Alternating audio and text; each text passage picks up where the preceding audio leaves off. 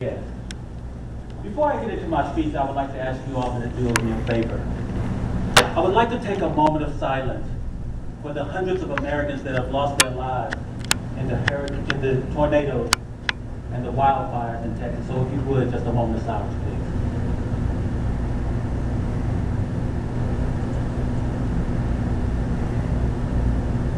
Thank you. What do you like most about America? Is it the right to bear arms? And that you can carry a gun anywhere and everywhere you want with little to no restrictions? Or maybe it's freedom of speech, and that you can say anything and everything you want to anyone you want with little to no restrictions? For me, the thing I like most about America is the education system. It is a system that's set up to say that if you will apply yourself, that you can become anything and everything you want with the proper preparation. Now, if you're like me and you listen to the news and listen to talk radio, you know that local, state, and federal government are running deep deficits and are deep in debt. Many of these entities are millions, billions, even trillions of dollars in debt. And you know that the American people have said we can no longer continue this way, and we demand that you fix this problem. And in their haste to fix the problem, our government has decided to cut education. Really? Really, America? You see, recently, a few years ago, I gave a speech. And in this speech, I used the apple tree as an example of the education system. And the apples that it produced was a generation of students that had graduated. And in this speech, I asked, why would you neglect the tree that sustains you? And we flash forward to today, not only have we neglected the tree, but we're about to cut it down. Now, I understand that we're in hard times. I'm having hard times at my house. I find that I have to say no to more of my daughter's wants because her needs have become more expensive. You see, one of the things I like are canned peaches.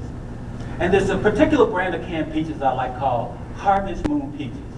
Now, these peaches are more expensive than most canned peaches, but I really like them. So on this particular day, I find myself in the store, Harvest Moon Peaches in one hand, a lesser brand in another. And because I understand that in tough times that cuts have to be made, you'll be glad to know that I left the store with my Hill Country Fair peaches, and I was happy. You see, because in my home, before we cut education, we will cut out McDonald's. Before we cut education, we will turn off HBO. Before we cut education, you can best believe we will cut out Harvest Moon Peaches. So why are you so happy about education? You see, as an African American, slaves knew somehow that achieving education should somehow lead to freedom. In the 50s and 60s, the fight wasn't so much to sit at a lunch counter, but the right to an equal education. That's why some 56 years after Brown versus the Board of Education, the President of the United States is a black man. European Americans that came to this country as well as I am worked some of the longest hours in some of the most dangerous jobs in factories that were not safe to work in. But they worked these jobs because they knew that if they could just hang on and allow their children to get an education, that someday their children could own the factory instead of work in it. I'm talking about saving education.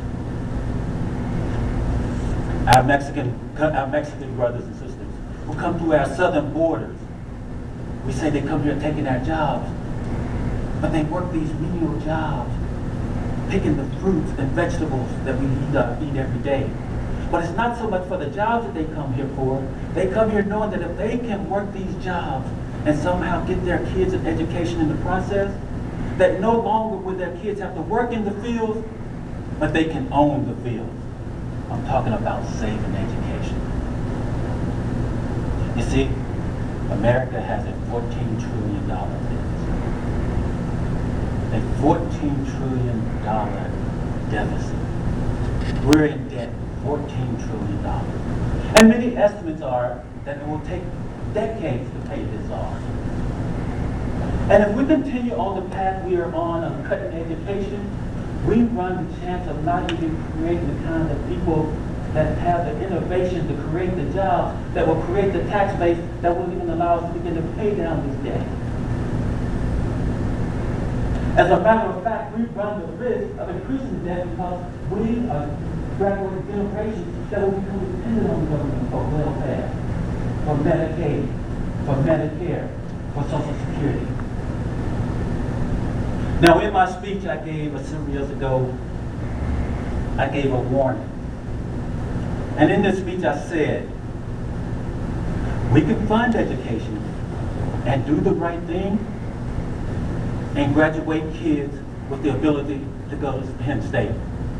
Or we can continue on this dangerous path we're on and continue to cut education and stand idle by while our kids are educated by the state pen. Mr. Toastmaster.